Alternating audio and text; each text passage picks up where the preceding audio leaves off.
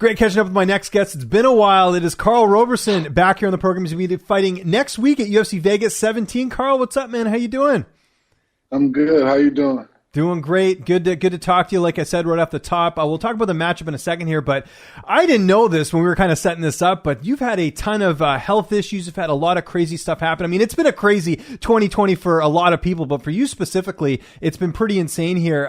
Just sort of, we'll start here. Like, what exactly happened? I know you almost had like liver failure with some of the health stuff that you had. Yeah, so during my first cut with Vettori, I went into rhabdo. And my liver and kidney started shutting down, so I had to be rushed to the hospital and all that. So that's part of the fight game, though. So I'm not the type to make excuses. So I went through that, and then never really had time to recover or anything like that. So I hopped right back into another fight. And I'm a fighter, so if I say I'm going to fight somebody, I'm going to do it. So I'm a man of my word, so I'm going to step in it regardless. And, outcome's the outcome. You deal with it. And now I'm healthy. Records got me healthy, truthfully. Do my scans every day, water scans, how many calories I burn, what's my blood levels, like how hydrated are my muscles, how clear is my pee, like they were on top of everything, and it helped a lot. It got me right faster than if I would have just did it by myself. No, absolutely. And it's so great too that that's relatively close to you. It's not like, having to go to the PI, having to go back down to Vegas and all that. I know, it's a great resource, but I think for you needed something a bit closer. So how did that even get set up with you working with Rutgers and going there to help with some of your health issues? That's a shout out to my management, my new management, Paradigm Sports, Karl Reid and Dave. They hooked it up. Karl Reid's a big wrestler, and he had some friends at Rutgers who were very interested in trying to get me healthy. And they put us together, and everything's just been flowing ever since. Yeah, no, it seems like it's worked out great and stuff. And the nice thing is, too, like by the sounds of it, is that, you're taking this fight going in healthy. You haven't been pressured into taking a fight. Like, by the sounds of it, this was the right amount of time off for you, right? Yeah, like this fight, there was no pressure. Like, everything was clear. Everything was set to date. It was fun. Like, there was no pressure. My body felt good. My mind's good. Like, when you go through like hard experiences like that, sometimes it's not fun when it becomes a job. So it's like, okay, well, I have to do this. I have to do that. I have to do this. But now it's like, okay, I want to do this. I'm having fun. I'm excited. So I'm back in that mindset. And boy, it's ball game. For sure. And of course, you are with Paradigm now, which is a great fit. They manage a lot of the top fighters out there. We don't need to mention all of them, but you know who they are, Conor McGregor. I mean, just the list goes on, which is fantastic. And I know you were with a previous management group, and I know that kind of didn't work out. And I know I was hearing a story too about a bout agreement that they said you were good to go and you weren't. And they kind of like, so what exactly happened there with you leaving your last management? We don't need to mention them, but obviously things didn't work out there. So I don't talk down on stuff. I don't really speak about stuff that happened behind the scenes, because behind the scenes for a reason.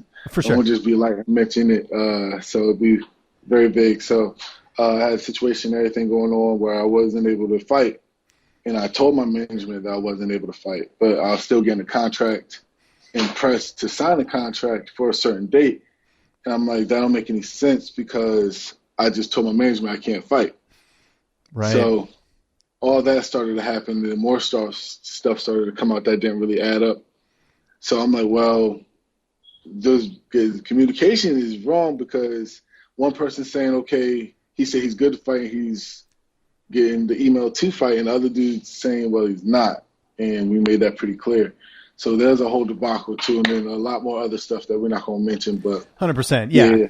I just figured we got to mention it. Obviously, you go from one management group to the next, so we got to mention it. But I love how you kept it professional here, and that's pretty much all I wanted. I just sort of wanted to know, respect to it. Like, I keep it respectful. I'm grown. Like, it is what it is. For sure. Yeah, I'm not here to get any bad headlines or anything. But the good news is you're with Paradigm now, like I said. And Karl here mentioning Karl Reid, who's actually, people remember him from Contender Series. He's one of Wonderboy Thompson's main training partners. You guys have a history, right? You guys have known each other for a long time.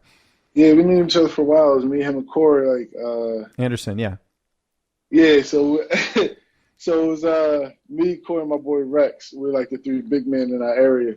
And then Corey started mentioning some other guy. Like, what you mean some other guy? Well, he trains with Wonder Boy. I'm like, well, who? He was like, oh, he big as shit. I'm like, what you mean big as shit? Like, me big as shit or you big as shit? He was like me big as shit. I'm like, dang, that's crazy.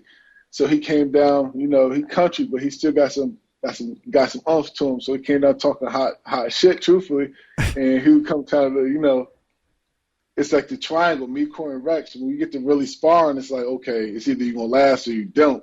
He came in with the shits. I'm like, all right, well, he with the shits, he banging, he bleeding, it is what it is. He's smiling, he loved it, and ever since then, I've been my brother. Like, every time he come down, he helped me with everything, I helped him, we kept connected, and then he jumped over to the manager side, to the other side of the game, and we just linked from there.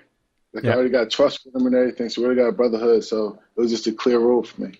And it helps, too, because Karl's also a fighter as well, so he understands some of the things you're going through that maybe some of the other management would. So, yeah, that's good. So the last health thing I got to mention, you did get COVID, which is a bummer. I mean, a lot of people are getting it. Do you know how you ended up getting it? Like, do you have any theories? And how bad was it for you? It wasn't bad. I didn't know I had it. I had no symptoms. And it's crazy because I'm the only one in my team who popped. Everybody else was clear. And I'm like, really? Think someone spiked you? What happened? How you can't get spiked? No, I know. I'm joking, obviously, but yeah. I gotta throw in a few dad jokes in here, but no, seriously, like that's good. You didn't have any symptoms because I don't know, like if you heard what happened to Leon Edwards, like we were just hearing he was supposed to fight on your card and apparently lost like 12 pounds in 4 days. So glad to see you didn't have any bad symptoms like that.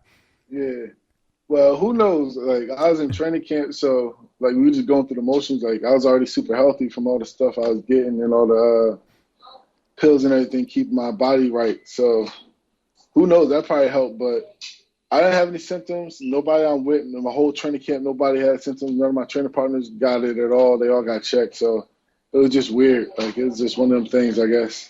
Yeah, no, for sure. Well, the good news is you got a fight here. You're getting one more in before the end of the year, and it's a great opponent. Dalcha Lungiambula. I believe that's how you say it. He's a tough guy, 10-2 record. How do you feel like you match up against him here? It's a good matchup for me. I'm long, I'm lanky, I'm explosive. And I'm a stand-up fighter. I like that distance, and I'm good at keeping my distance, and I'm healthy now. So now I get to really put myself out there and really get to show everything. And he's a strong fighter. He's down, and that helps me too because he's gonna run into a lot of stuff. And in some ways, do you feel like, maybe this isn't the right term, but like not coming out party, but do you feel like we're finally going to see the true you in the cage? Because like you talked about with all those health issues and having to take fights and things like that, like you're going into this with a clear head. And I know a fighter's not 100% healthy, but at least you don't have to worry about the health issues because you got those under control, right? Yeah, that gives you an extra step of confidence. Okay, the first battle's already done. Once you get done with that, it's fun after that. That's the real work. That's the only real job we got is to cut the weight. Get down to health and be able to perform after. Yeah, absolutely. And you talked about your training partner there, Corey Anderson, who's coming off a great win in Bellator. Who else are you getting to work with in terms of training partners? My boy Rex Harris. He fought in the tournament at the 185 before they got the 185 division, and he's still looking for a place to bang. But two high experience, two definitely good wrestlers on the way. And my boy Luke. He's from Dante Rivera's. He's a good wrestler. He's an up-and-comer. A lot of big guys, a lot of big, strong guys. I like to test myself. If I'm like the best in the room or the biggest in the room, I'm not in the right spot. So I got some wolves on me, and they were trying to whoop my ass this time. So they knew I was healthy, so they're going to push it. Do you find that Corey's a little bit not happier, but do you find like he's just in a better place right now in his career because he's the guy now in Bellator? Yeah, my boy is good mentally and everything. He's clear. He's happy. He's good with his family. Everything's like a pressure is relieved off his shoulders. Like there's no negativity out of like nothing. Like he don't have to put on a facade and everything. He can be him. Like the fans don't have as much say to him with his career. So he feels like he's in more control. And you've seen in his performance how that shows. So. Yeah, I just thought it was such a good fit, and I love the fact that he's like, you know what, UFC, we're good. Let's go over here where I can get a little bit more spotlight. And I love how he did the NWO thing. A pro wrestling fan growing up, I thought that was so cool. So yeah, good for Corey for making that business move. I think it's going to work out great for him. How's the weight cut going this time? I do have to ask. We just had Thanksgiving, so I assume you survived that and you're good to go for this fight. Yeah, let's say I'm good. Like Thanksgiving, where I had some turkey. That's all I needed. Skip the gravy. So I'm good. Yeah, skip the gravy. There you go. You're in business now. Yeah, so I could have made weight last weekend. Okay. Like, easy. I was like 5-10 pounds out then, so I had more time, so I'm more relaxed. My body's more settled into the weight cut, so I'm good to go. Good for you, man. Who's going to be in your corner for this fight? My boy Karl Reid, my cousin Dathan Thompson, and my coach Brian Wright. Very cool. And how's this fight playing out? You feel like you're going to get your hand raised, otherwise why sign the bout agreement? But how do you see it unfolding? I go over the finish. finish in the second round, early second round, end of the first round. But he's going to run into something. We got some good things planned for him because we know he's coming aggressive. We know he's going to be explosive because, he's just coming from a heavyweight class. He's going to have that big to him, but they don't realize that I did the same thing. So I already know what's coming. I already know how he's going to be. So we got planned for it, and he's going to be surprised. Where does that sort of put you back in the forefront of the middleweight rankings? Like, where do you see yourself with a finish here, especially? Well, the finish here, it gives me the top to get another top name. Give me a chance to get another top name. Like, step up to the next tier again. Start making my run for the title. Absolutely. And we talked about the health issues and stuff, and no excuses whatsoever, but does part of you want that Marvin Vettori rematch at some point just because you weren't 100%? Oh, yeah. Yeah. I don't really like the dude. Well, he came after you in the hotel room. I remember that. That was crazy. The guy, I thought he was going to try and That's basically the only reason, because of disrespect out of the fight game. So I don't really like the dude, but I don't wish bad on nobody. So when I keep winning, we're going to cross paths again, and he know what it is. But as long as he keep doing his thing, I do have to mention, though, he obviously won last weekend. What did you think of his performance? Did you watch it? Hey, he did his thing. He won. It is what it is. Like, I don't go talk down to nobody performing well. Like, I don't care if I like you or not. I'm going to respect what you do. Like, he did his thing. He won that fight. Yeah. No, well said, man. Yoel Romero, Anderson Silva, two guys that have fought in your division, are free agents right now. I'm surprised no one scooped these guys up. Are you surprised by that? Surprised by nobody scooping up Anderson? No. Because I feel like everybody wants him to retire just because he's a legend. Like, you've been doing it long enough, bro. We get you love fighting, but, like, chill out. But nobody probably scooped him up because no one wants to fight him, probably, yeah. That, and he worth a lot of money. Like, they're going to have to pay him what he's worth. So if they do scoop him up, it's going to be a good promotion. So you're going to have to just wait and see. Yeah, we'll see what happens there. I heard a rumor yesterday that apparently Combate is interested in doing Romero and Tito Ortiz. I think it's a bad idea for Tito Ortiz because Yoel Romero can still fight right now. Yeah, Tito Ortiz better not do that dumb shit. I know. It's just I can't. Yeah, Tito shouldn't be fighting anymore. That's one for sure. Not that I'm one to talk. I mean, I'm a guy behind a camera here, but I think we can all agree it would be good if Tito just hung him up for good, right? So Tito needs to just chill out and just do his thing, whatever he's doing now. Last question. What are the plans for the holidays? Not looking past, obviously, the fight, but I'm sure you're going to get some good Christmas time with the family and all that. Holidays, just chill with the family, enjoy the downtime, and then get back to it. Like, enjoy some fat guy eating.